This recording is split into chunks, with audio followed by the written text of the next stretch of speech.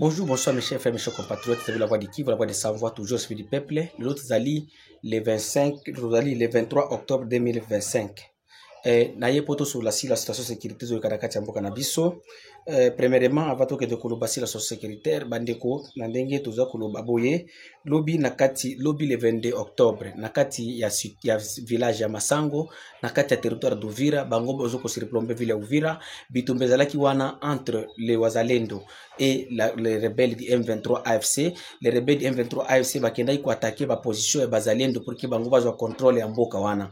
Alors tango bango bakendai ko attaquer ba position nani wana pour que bazwa contrôle ya mboka wana bitumbezalaki à partir à 11h jusqu'à 18h passé nani Bazalendo jusqu'à présent bango nde bagardaki toujours nani contrôle ya mboka. Donc ba M23 zakina besoin de contrôle yango mais Bazalendo tenira qui vraiment félicitations à eux bapi ba pesa qui tente que non M23 aya ko bingana bango. Alors tolunga na kati ya o e moyen plateau du territoire de Uvira tokende sikoyo na kati ya territoire ya Mwenga na kati précisément na tokei na précisément na kati tozoko benga na ni place tozoko benga atwangiza esika tozoko kende komona carré minier ya carré minier ya twangiza o tozoko benga twangiza mining SA donc SARL SA plutôt oyo ezali minani société minière au produire or ezali na ba travailleurs plus de dizaines de mille de travailleurs au bazali ko travailler wana au bazali ko laisser ba famille ba congolais ba toaze ko lia.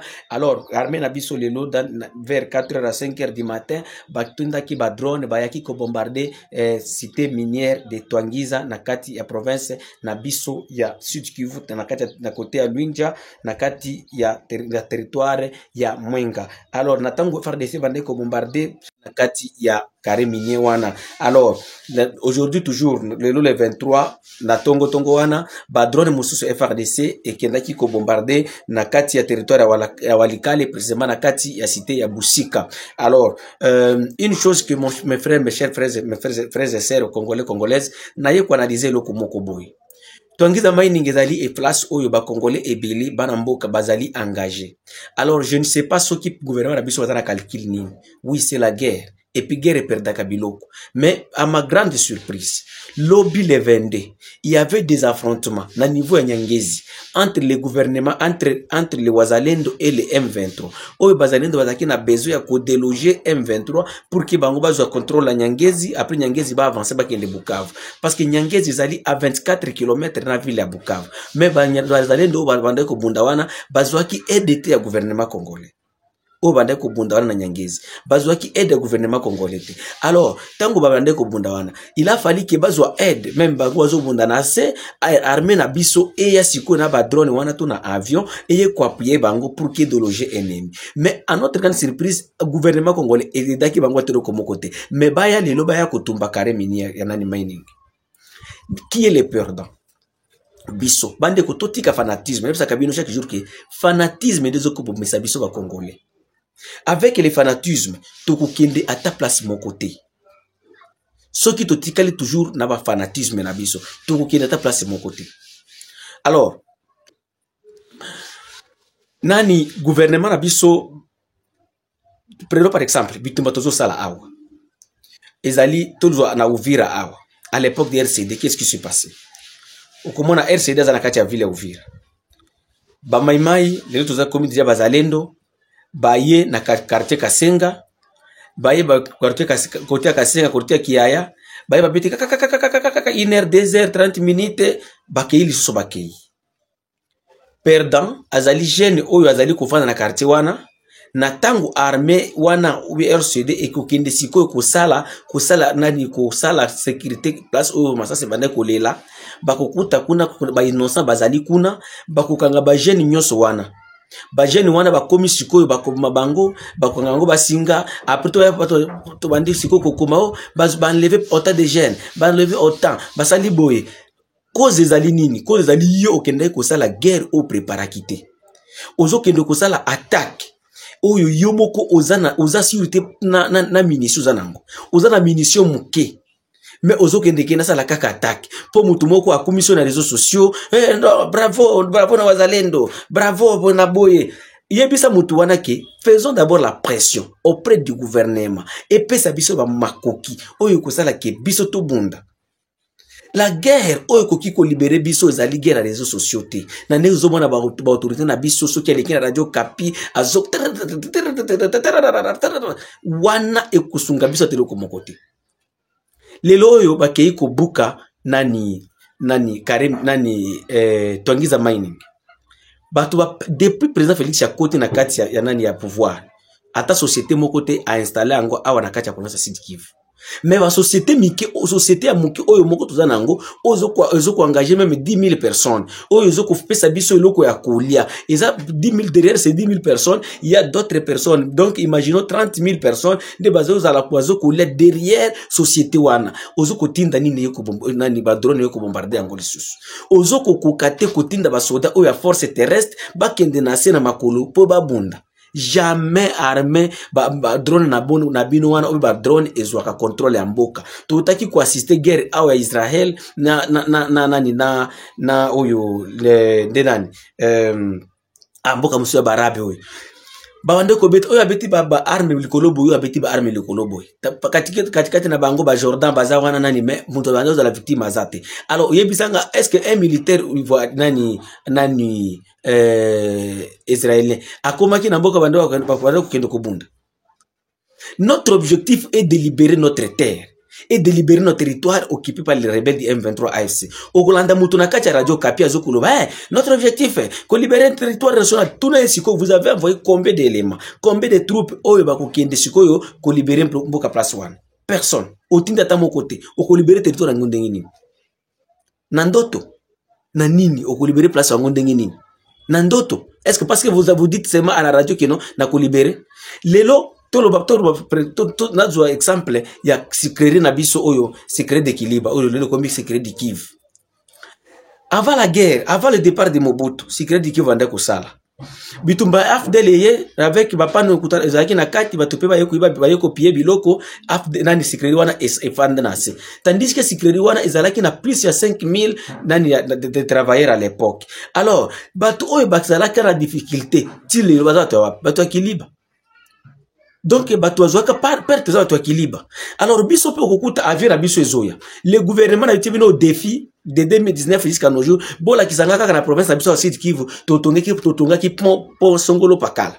Ezate pont oyo botongi, ezate. Mais otindi avion et ya bombardé pont. Nani a ko souffrir après la guerre. Ezangayi. Biso pe bakivusie mitu na biso ça la bientôt. Excusez-moi au terme.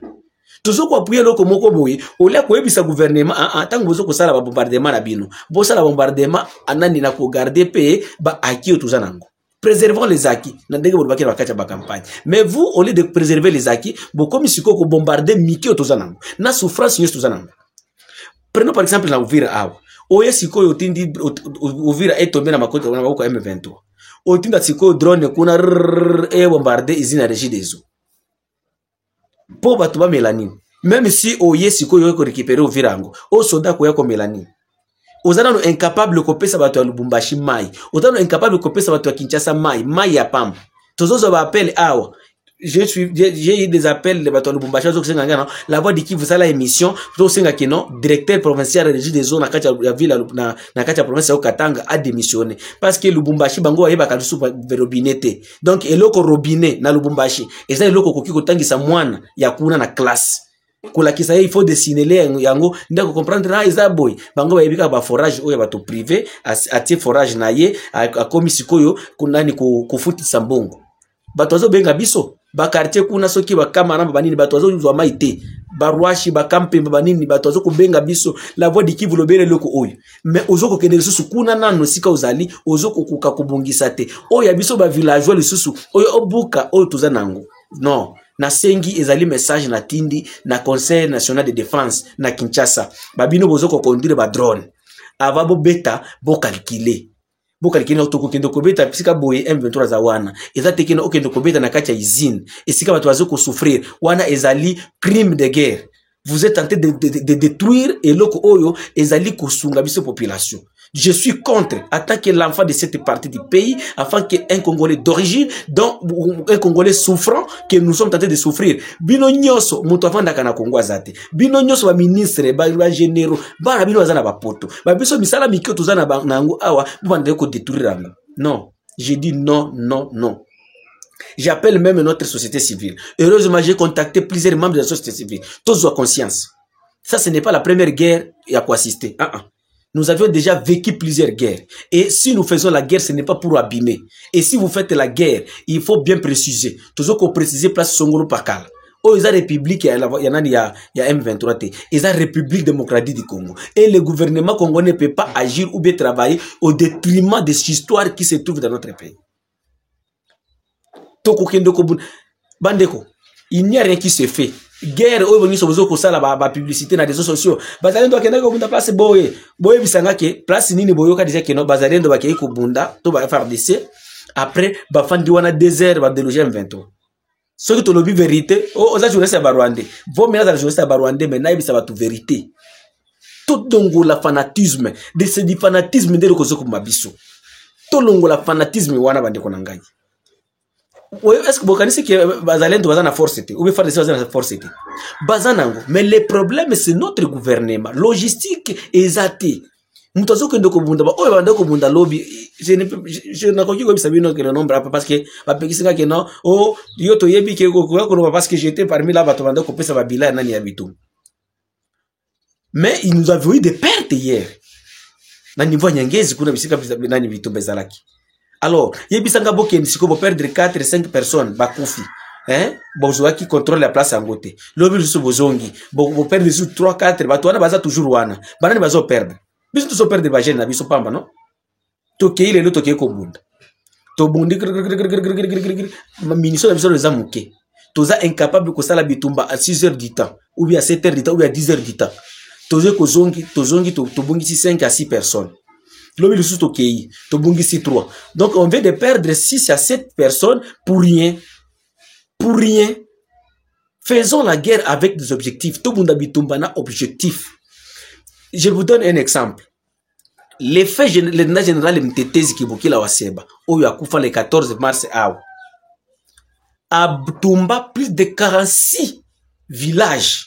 Oyo baturaneo banyarwanda bande ko fanda na kati ya o plateau. Tangu abande ko kende ko tumba banani ba plus de 46 nani village oyo turaneo kipaki. Azalaki na ba drone te, azalaki na ba char de combat te, azalaki na bunduki na ya minene, azalaki ka DPKM na roquette moko RPG moko kaka.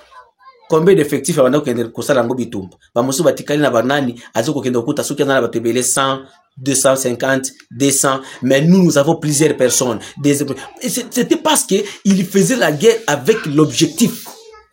Donc, les messieurs avaient l'objectif à global que non, bato oyo baye balingi ba de transformer ba komba ba groupement na biso, ba komba ba mboka na biso, il faut que j'aille na buka racine oyo bazoko linga basala wana. Alors, yango bondo komona ke il a Mtetezi trésor fait à son âme, asala ki bitumba moko, il est le premier guerrier aw. Muto asunga été bandeko, je pense que vous avez suivi des vidéos de 2017, 2018 comment les Turaneo et bandeko faire nani transférer ba famille na bango ko kende ba Kenya kokende ba Uganda to banda ko mona ngona Uvira bazo matamituka bamuso zo kitana Lusenda ba réseaux sociaux to banda ko mona ngo c'était seulement un seul groupe du FPDC de Mtetezi Kibukil mais travail ba ça les alliés plus de 46 villages ebani mais l'armée congolaise et plus les Azalendo baza incapable qu'aux même village même cité non et à qui la faute kutu nyibu siko boko tisake bato baya kuina bazalendo pamba bato bana comme les bazalendo sont impuissants tandis que bazalendo sont espérer pe que non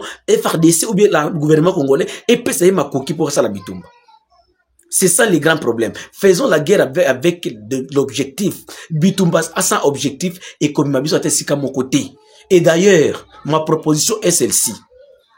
Biso bazalendo, biso gouvernement FARDC, toninga to exiger Kinshasa boy. Ceux qui osent na makoki ya kopesa biso te. Ceux qui osent na volonté ya kopesa biso makoki te. Tolobi tokoti ke la ennemi zela. Yo pe ennemi. Ceux qui oyo koleka isika biso tozali, tokobeta yo. Le kanzela landa na Kinshasa ndesika zali.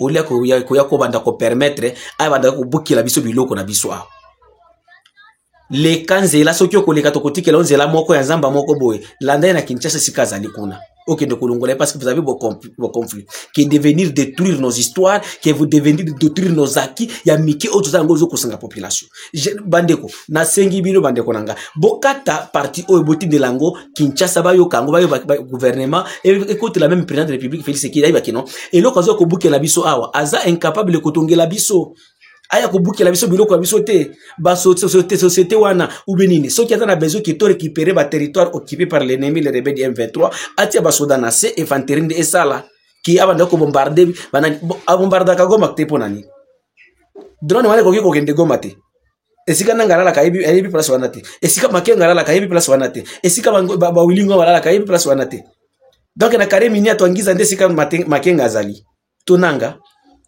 na nani na busika kuna nde esika nanga azali vous êtes en train de détruire ba infrastructure tuzanango oyo ba akinya mikito zanango leso c'est blague na sengi vraiment botinde la bango nani wana je suis en colère je suis l'enfant du milieu et na yebi pas ce tuzo ko vivre koto bande ko tanke ipona ko loba sur information oyo ezali ko lukana kate ba réseaux sociaux ko loba que non les militaires burundais vont se retirer. La voix du Kivu, la voix des sans-voix, toujours servi du peuple, toujours qui soigne, yakutambola, nakosolona, koluka information. Nous avons même pris des informations auprès de l'armée burundaise, bango moko nakati. Oyo toko bomba anonymat na bango plutôt. Qu'est-ce qui se prépare? Armée burundaise ko retirer ba soda na ina Congo te. Wana ezali banani bazo ko sala, batonde bazo ko kuma pona ko na ko sepelisa. Armée burundaise bazali ko sunga biso. Bazali na kati ya Congo. D'ailleurs, armée burundaise ezali bazali kaka na problème moko ezali trahison e bazoko zwa envers nous les Congolais, envers notre gouvernement ezoko trahir bango, envers notre armée ezoko trahir bango. Mais le gouvernement burundaise ezana idée ya kolobate que non balongola basoda na bango awate parce que selon eux ils sont tentés de protéger la vie de Bujumbura. Ils sont tentés de protéger la République du Burundi. Ils sont tentés de protéger leur aéroport oyo ezali juste à la frontière avec la République démocratique du Congo. Comme vous le savez, Burundi ezaka na aéroport moko, République Mobimba ezaka na aéroport moko ya Bujumbura. Alors dès que aéroport ya Bujumbura ekwei, dès que port ya Bujumbura ekwei, Burundi kozala na se. Bazana d'abord économie, il y a un problème ya économie. Alors baya sisu bako isa place wana, bakozala bato ya nani? À l'heure où je vous dis, il y a d'ailleurs le programme de renforcer ceux qui na Congo bazana 15 000 hommes. Yeba ke bazo kolinga biso batinda 15 000 mususu. Alors nani soda otokontataki ya Burundi biso kino, est-ce que vous savez que tozo kobunda na Rwanda na kati ya Congo bitumba oza telema politisé. Alors biso tolongo pa na biso prendre pe longo pa na bango toya kobunda na kati ya Congo po to sila na kati ya Congo pour que mutu na mutu a préserver et pa na ye. Donc Burundi a besoin kozwa choc te, pour Rwanda a besoin kozwa choc te, bango nyonso il faut que mutu na mutu a se défendre à partir ya Congo. Donc Congo de stade de martyr. Yo longo epa na yo kuna na yolo oya longo na quartier 1 boye siko bokutani wana na de martyr ndebo bete la bale wana soki bosili si mutu azonge pa na ye problème ezate azo yemba azo sepela oya azo kakozonga gozolela azonga zolela. Donc ba information sozo ko leka keno les Burundi tentent de retirer ses militaires bona boy. Non, ce n'est pas ça. C'est là qui sont tentés ba bomona ki ba image kuna na nani na Kamituga babande ko se déplacer ko bimao ba mimi na nani na Mwenga babande ko zonga na Kamituga centre. Ezali po badani baya kozwa contrôle ya ville ya Kamituga. Ville ya Kamituga ezali ville minière oyo ezali neti ba kolwezi ndenge bozo komona kuna ezali na kati ya province na biso awa ya Sud Kivu. Donc c'est comme ça les Burundais d'ailleurs ils disent que non bango bakuzala bazana RRT.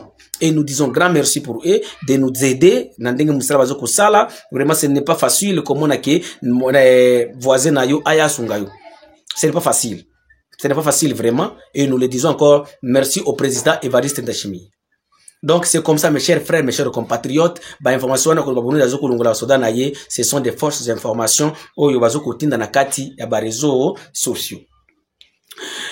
Aux habitants la voix du Kivu, la voix des sans-voix, toujours au service du peuple. Le lot, vous allez d'abord dans des avant-midi, il y a les Lomukolo, il y a le 23 octobre, tokoya na ba air moko koya kopesa bino la situation mususu ezoko le kanakati ya mboka na biso, mais on se prépare déjà pour que tokende esika oyo remise et reprise lelo ezoko sala manakati ya vina biso Uvira entre ba commanda oyo ba uti kokota na bona koya ko remplacer ba oyo bazalaki awa na kati ya ville Uvira précisément le général le général le commandant nani précisément le commandant de la 33e région militaire le général Ilunga Kabamba Jean-Jacques oyo aye kozwa tête ya nani ya armée ya nani ya province na biso en remplacement aye ko remplacer le général de brigade Mwaku Mbuluku oyo akufaki nani na oyo akufaki nani boyebino yoso ke commandant région ya 3e région akufaki ayepe na oyo Amuli Chiviri